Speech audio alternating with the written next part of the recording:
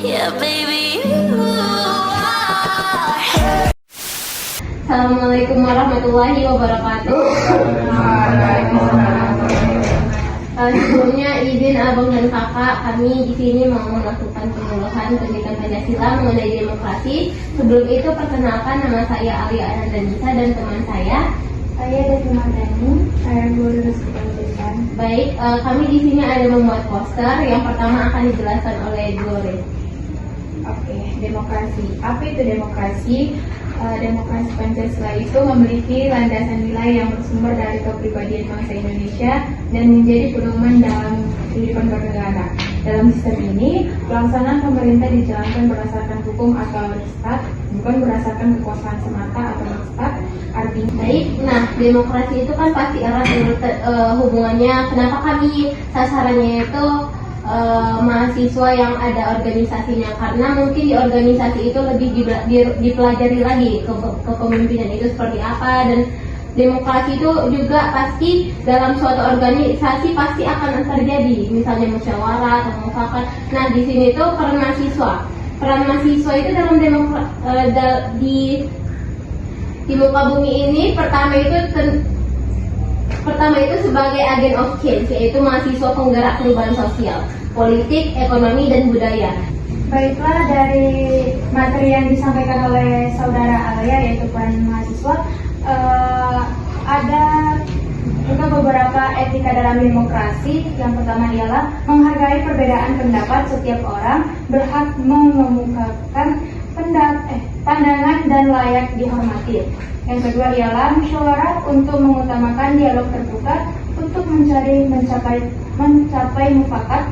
Yang ketiga, menyampaikan pendapat secara santun, menggunakan bahasa yang sopan, tidak memprovokasi dan tidak menyerang. Yang keempat, menjunjung hukum dan aturan dalam menyampaikan aspirasi secara damai, tertib, dan sesuai ketentuan. Baik, mungkin itu penjelasan dari kami. Nah, kami di sini Bang Kak mau bertanya, kan ini organisasi himpunan mahasiswa Islam. Nah, pasti pernah ikut demo-demo turun ke jalan untuk menyuarakan aspirasi rakyat. Nah, bagaimana sih tahapan internal yang biasanya dilakukan oleh kader HMI sebelum memutuskan turun untuk ke jalan, terutama dalam memastikan bahwa aksi tersebut sesuai dengan nilai musyawarah dan hikmah kebijaksanaan dalam sila keempat Pancasila untuk membela rakyat. Tahapannya untuk turun ke jalan itu gimana? Apakah diadakan pertemuan dulu gitu atau gimana? Baik, terima kasih pada Anda. Baik kan? Jadi kan pertanyaan kalian, apakah pernah HMI itu berjalan kan satu berakhir di jawabannya pernah, yaitu pada demo pertama 25 September 2025, yaitu mengenai RKUHP. Dimana sebelum pelaksanaan demo ini ada beberapa tahapan, kan itu merupakan salah satu pertanyaan juga kan. Tahapan yang pertama itu apa? Membaca.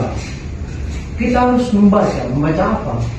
Membaca tuntutan ini ataupun membaca kebijakan pemerintah terkait yang mau kita demo ini. Kita harus membaca apa landasannya, apa akar permasalahannya, dan apa solusi yang harus ditawarkan kepada pihak pemerintah. Karena kita kalau demo tanpa memberikan solusi untuk para pemerintah ini, para yang mau kita demo ini, sama dengan bohong. Ibaratnya kita mau kita lapar kan, solusinya apa? Kamu dicap-cap berak di dalam, sedangkan kita tidak tahu solusinya. Makanya kita membaca dulu semua, baca situasi, baca kondisi, baca antisipasi, baca toleransinya, baru kita buat diskusi. Kita diskusi sama anggota yang ada terkait seperti apalah landasan ataupun gerakan ataupun aplikasi yang mau kita buat, yang mau kita bawa terkait kebijakan pemerintah ini. Selesai kita membaca, kita memasuki yang namanya konsolidasi. Selesai diskusi ini kan kita masuk konsolidasi. Ini kita membawa ranah-ranah organisasi lainnya. Kita ajak diskusi, dan namanya konsolidasi kan. Selesai konsolidasi, kita mengajukan mediasi. Mediasi ini pertemuan kepada pihak yang mau kita laksanakan aksi. Apabila mediasi ini berhasil, kita melaksanakan yang namanya aksi berbentuk demonstrasi. Demonstrasinya ialah apa? Itulah kegiatan yang kita lakukan untuk menuntut hak-hak yang mau kita inginkan pada pihak pemerintah dengan solusi yang sudah kita bawa. Itulah tujuan utama goals dari demonstrasi. Terima kasih Bang Raja, tadi udah disampaikan tahapan-tahapan untuk demo itu gimana sih. Jadi kan kita ini kan demo tapi nggak asal-asal turun tanpa ada landasan pemikiran, pasti kayak omong kosong kalau demo kayak gitu hanya untuk itu. Nah selanjutnya ada pertanyaan lagi, dalam situasi demokrasi yang mudah diprovokasi seperti saat sekarang ini, apa peran mahasiswa dalam menjaga etika demokrasi, menolak provokasi, serta memastikan aspirasi disuarakan dengan cara yang bijaksana dan beradab? Baik, menurut Aristoteles, demokrasi itu berasal dari dua kata, yaitu demos dan kratos. Demos itu berarti rakyat, sedangkan kratos itu berarti pemerintahan ataupun kepemimpinan ataupun pimpinan. Berarti secara epistemologinya, demokrasi ini berarti pemerintahan dari rakyat. Nah, di sini seharusnya pihak-pihak pemerintah itu harus mendengarkan apa keluhan-keluhan yang dialami oleh rakyat. Nah, seperti apa solusinya untuk menjaga demokrasi pun menghindari provokasi pun apa lagi sebenarnya? Supaya demokrasi itu disampaikan secara beradab, beretika. Yang pertama untuk menjaga demokrasi ini,